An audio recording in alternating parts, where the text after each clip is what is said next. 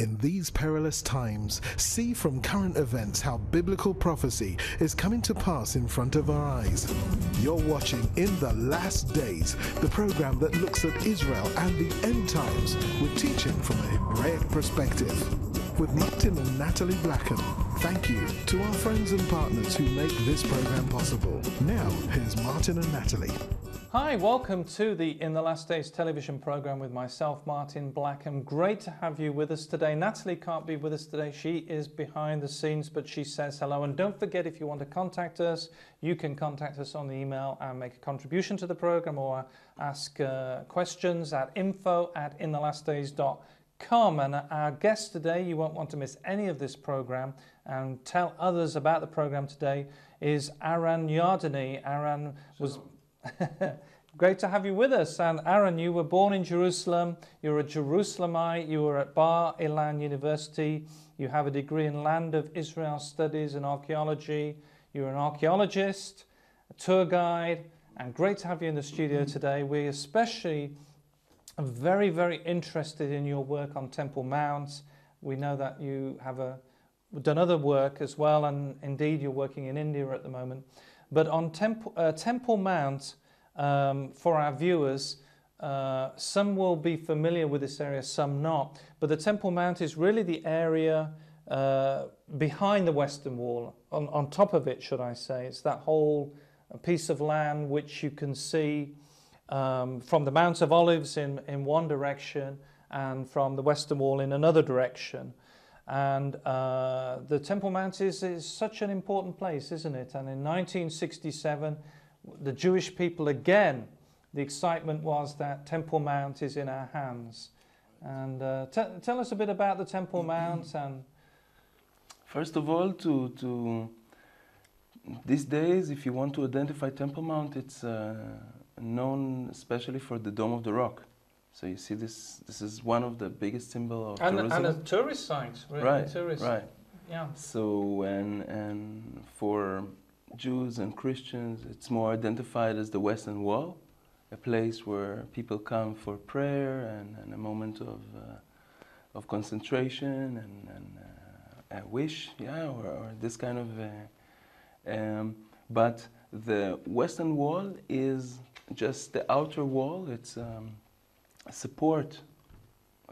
supporting gigantic wall that surrounds Temple Mount.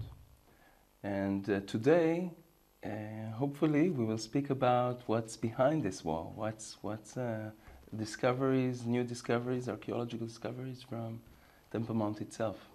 And this is so exciting because it's almost like a bit Indiana Jones, you know, the Ark of the Covenant, the temple, and all these sort of things.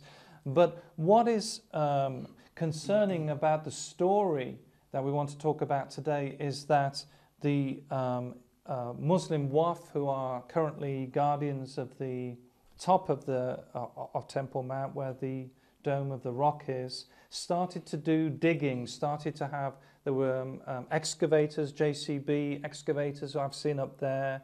There was digging work going on. And suddenly there's a lot of earth being, things were being unearthed, which is, I want to ask you a bit later in the program about some of the things I've seen up there as well. But anyway, the Muslim Waqf started to dig in an area of Temple Mount known as Solomon's stables. And then tell us, how did you become involved in what's known now as the Temple Mount Sifting project, the archaeological investigation into the finds on Temple Mount? How did you get involved in what was happening up there? So in 1999, I was a student in Bar Ilan University at my second year. Didn't know much about archaeology. I meet a friend, a colleague from a student. His name is Tzachi Zweig, and he was doing a casual paper on Temple Mount. He was writing. So he was already investigating a bit, perhaps? Not really. Any student in his degree, first degree, would come to this topic and would study it. Tzachi was doing some research on what we call the gates of Temple Mount. So he, as he wanted to see, he walked around, and when he comes to the area of the Lion's Gate, which is one of the gates of the old city, he sees trucks coming in empty, entering Temple Mount empty, and going out full of soil, of rubble. Now, for you, it won't sound, it's not a big deal. A truck moving in and out, but we're not talking just on any site. This is Temple Mount. How did he know it was from, because this is the old city, how did he? No, the truck moves out of what we call the gate of the flock. We call it, I'll say it in Hebrew because it's called Sha'ar Hatzon, yeah? Which is the inner gate of Temple Mount. He saw it actually coming from Temple Mount. Okay. This is the only entrance of vehicles to this plateau of Temple Mount. And he saw. So he sees what kind of trucks he were sees there? a truck, yeah, Mack, yeah, I don't know what, very big truck coming out of Temple Mount, and this looks suspicious. We're not talking of any site. This is the most important site in the land of Israel. It is associated with the location of the binding of Isaac, yeah, Abraham, and it's associated with King Solomon, the son of David, builds a temple there. And then we have 21 kings of Judah that rule and dwell in this area. And then in Jerusalem. And we have the destruction of the Babylonians and the Persians and, you know, you name it, the Maccabees. And it's all related to Temple Mount. So a very sensitive site, very an historical site. Exactly. That's the picture of the temple. Yeah. This is a look from the south. We see here the two entrances for pilgrims. This is probably Passover or Shavuot, where people come to the temple. There are a few things that are not correct in this background, but we leave it for more technical details later. So your friend saw these, going back to the story, my friend saw the trucks, and it looked suspicious, or he wanted to inquire more about it. So he goes back to university, to our professors, people that work on either it was in the area, whether cattle tunnels or the Ophel, and he inquires, and nobody knows anything about it. And they say, don't know, and one professor even said, it's nothing, it's very light renovation, it's okay.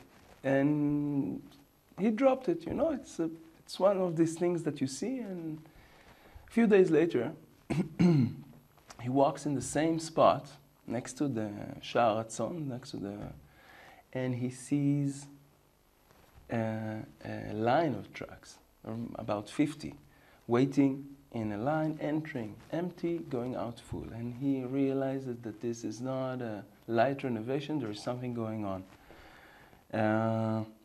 And he calls me. I came with my private car, and we just started following the trucks. Yeah, out of the old city. We wanted to see what's in it, and the trucks goes down the Kidron Valley, up Mount of Olives, all the way into the desert of Judea, El Azariah. If you know, it's also a known Christian site, and beyond, all the way to Jerusalem garbage dump in the desert. The truck dumps its goods, but we cannot examine because there are loads of trucks coming. Actually, all this rubble was mixed with organic material, with everything that comes from the city, with garbage. Next thing, I'm going to make this story short, but we go to the manager of the garbage dump, and he, after a long discussion, allows us to put the garbage aside, these particular trucks. And excuse me.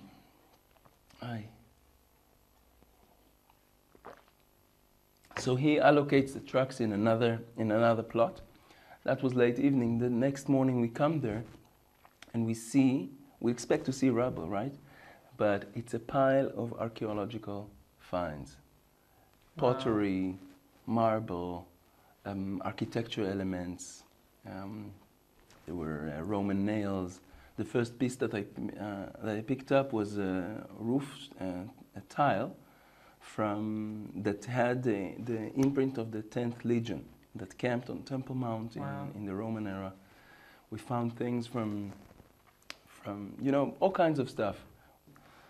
So we drove to Dr. Gabit Barkai's house. It was early morning. We come very excited to his house, pour all this on his marble kitchen and wash it under the sink, and he realizes that this is there is all the periods of Temple Mount were represented there. There were crusades together with modern, British artifacts and First Temple era, 10th century pottery, and something that I remember in particular was a base of an idol. Idol worshipping happening in the temple previous to or in the time of the First Temple era, the time where the Bible is in the making, yeah? And so he identified all this, and he's asking, where is it from? And we tell him that it's coming from Temple Mount, and he... Next thing that... So it's a bit of a scandal, really. It's a scandal. What would you do if you would find this kind of things? What would you do? Tell me. Yeah. Well, I mean, did you go to the Israeli antiquities? Exactly. Or? First, you want to tell the authorities. So Gabi Barkai goes to the phone and calls the Israeli police. Yeah, we have an emergency. There is garbage. There is archaeological artifacts that are being thrown in a garbage dump, and the police takes our call very nicely, but nothing is done on Temple Mount. There is no change. They didn't stop the trucks. The police keep on moving back and forward, and with all this archaeological with items something. Now, we at that time we don't know anything about what's happening inside Temple Mount, and it just we just see what the outcome of. The truck drivers realize that they get special treatment at the garbage dump because it's we allocated in another spot. So after around 20 trucks, they stop coming there, and they start putting this garbage throughout the city, in in Hanevi'im Street, any place where you can dump garbage. Next, the rhythm goes really, the work becomes more intense, and most of the garbage was most of the archaeological finds. It's not, we're talking of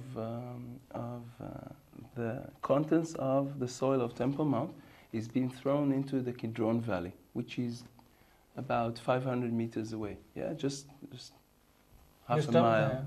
Yeah, it's dumped down the Kidron Valley.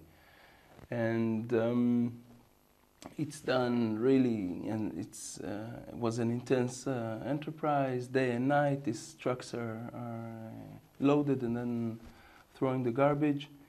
And meanwhile, the Israelis antiquities of authorities, the Israeli government are sleeping, yeah, are not active in any way. Moreover, I'll tell you that we are trying to get some attention. So we organized, Tzachi organized, how would you call it? Wow. Tzachi organized a demonstration of archaeologists in the Kidron Valley, to protest. Wow.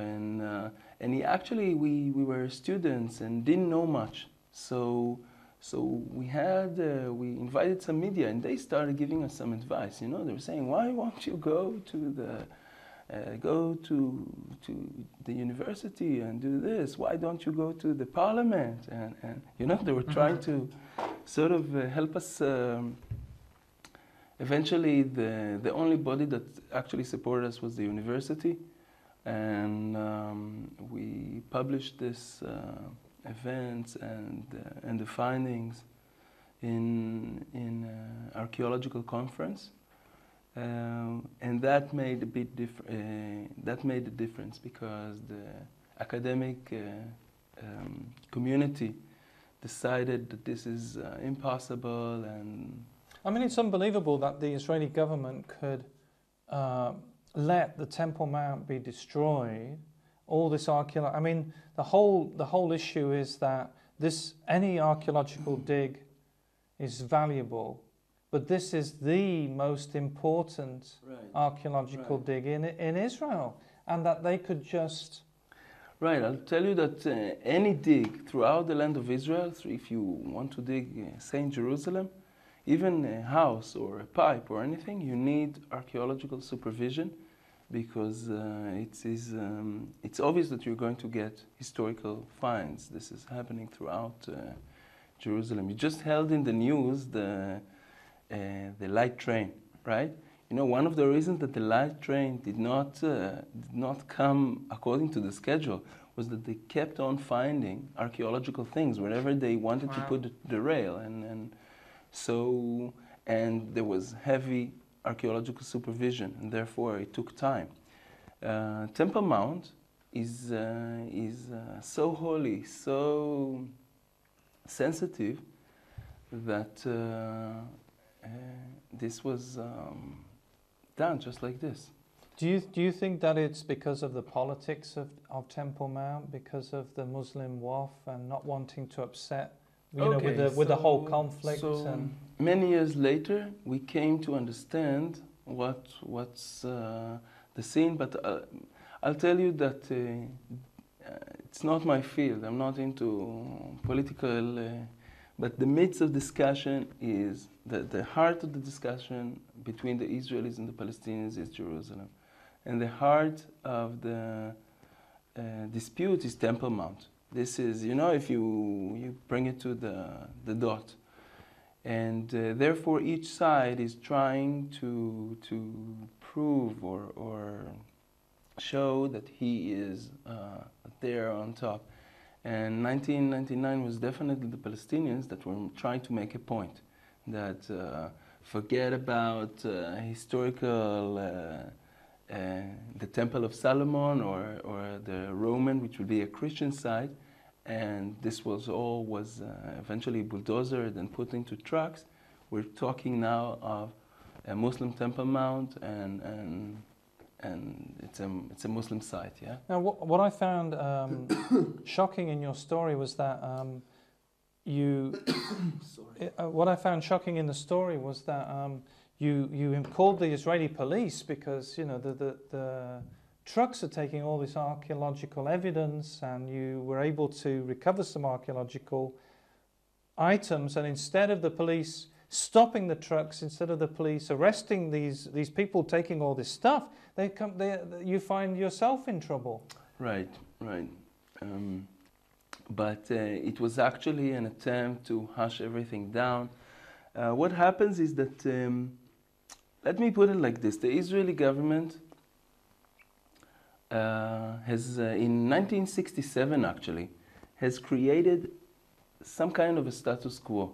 Has created some kind of an understanding between Jewish people, Christian people, and Muslim people. Each one got his site and his space, and this is how things work ever since. So Muslims got Temple Mount, and around 144 dunams, a huge part of the old city, the most important one, where they run, the Waqf, the Muslim authorities run it.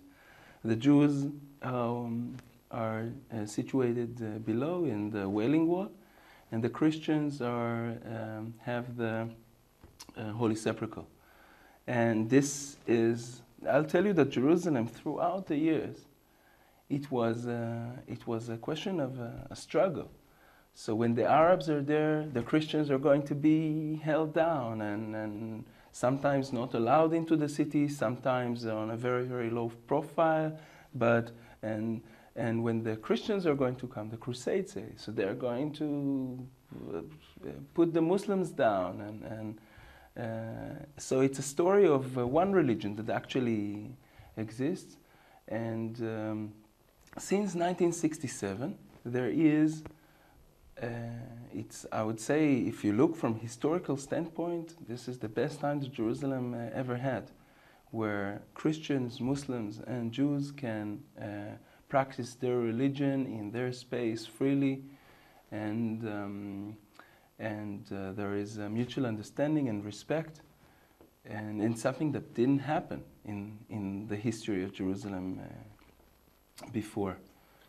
And the good news is, for our viewers watching today, the good news is that this doesn't end here, where the items that were found by yourself and your friend from college, they were the Temple Mount Sifting project, which is going as we speak, isn't it? That's operating and going through the items was started, and you had even a change of government. Is that even a change of government attitude? Is that right to what was happening? There is something that was not clear that I want to put emphasis. What happened was that the 90s were a time where the PA were trying to communicate with the Israeli government, and they're trying to cut a deal. So partially these works were an attempt to state facts on the ground. This is one. Another was Israel or Israeli government were not looking for trouble. We're looking to put things, so they decided to ignore some activities in order to get things forward. Unfortunately, it didn't. We're still in this kind of conflict and striving for a solution. But archaeologically speaking, what happens is that, eventually at the end of this renovation, we came to know that the Waqf, the Muslim authorities on Temple Mount, had renewed the whole underground space, which is called today known as El Marwani. Historically, it's known as the Stables of Solomon, a name that was given by the crusade that came there. But initially, it's a structure from the Roman era. It's part of the royal store that stood on the southern southern area of Temple Mount. And this was renovated really recently, 10, 12 years back, into a mosque. And in this process, a lot of archaeological material, archaeological debris, mainly filling, was bulldozed. Around a pit of 18 meters depth, and around 400 to 500 trucks were loaded and taken. If I would come to dig it as an archaeologist, I would be using a very, very tiny tools. I'm not going. A bulldozer is just to. I don't know if you've ever seen archaeological dig, but it's mostly a dental kit that you do, and all kinds of very, very. You try to investigate, and there is a lot of importance to not only to a find, but to the area where it's found, what we call a loci, the exact location. Because that can determine age or other. This tells the story of the find. Yeah, if I show you, I would do the analogy. It's like a crime scene where you are a detective and you enter and you find a little ash on the floor. It gives a hint of what happened in the past. So an archaeology is a little bit like it's exactly like that. You analyze each and every detail and its location, and this tells you the story. And if you don't have the location and the strata and all that, the story is gone. It is so devastating, I would say, that Dr. Gabi Barkai, the head of the dig today, he says this material is dead. Once you bulldozer it and put it on a truck and throw it in the valley, it's dead. There's no use. There is no use. Archaeology is dead.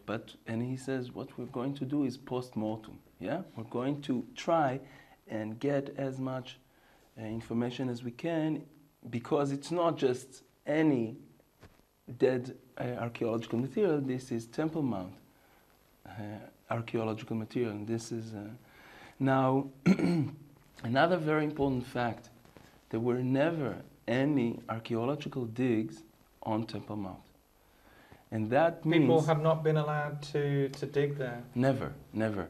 The first one that actually made an attempt to dig was a British officer, Captain Charles Warren. He comes here in 1867. And he's trying to go on Temple Mount. He's doing all kinds of attempts to explore, very romantic, with the Holy Grail and where are the treasures and the Ark of Covenant. All these things are anyway. And he starts digging below in tunnels. Yeah, he starts, and eventually he has made many major discoveries in the city of Jerusalem, the city of David. Temple Mount was not one of them, because he was not allowed on Temple Mount. And ever since, in the last 150 years, there weren't any proper solid archaeological digs on Temple Mount. There are a few were surveys, and therefore the material that is exposed in the Sifting project is one of a kind. It's the only data, the only material that we can get on Temple Mount. Wow, I've been on the edge of my seat listening to this story. It's unbelievable what's happened to Temple Mount. It's been great to have you with us today. And if you want to ask questions or make a contribution to the program, don't forget you can email info@inthelastdays.com. And don't forget, we're living in the last days. You've been watching In the Last Days, a TV program with Martin and Natalie Blackham, the program that looks at Israel and the end times with teaching from a Hebraic perspective. If you would like to financially support the program or find out about conferences, meetings, or ministry products, then please contact us with the details on your screen. Visit our easy-to-use website at www.inthelastdays.com and register for our free e-newsletter. Get the latest news from Israel, product information, online video teaching, or watch today's TV program at a time that's convenient to you. Thank you again, friends and partners, for making this program possible.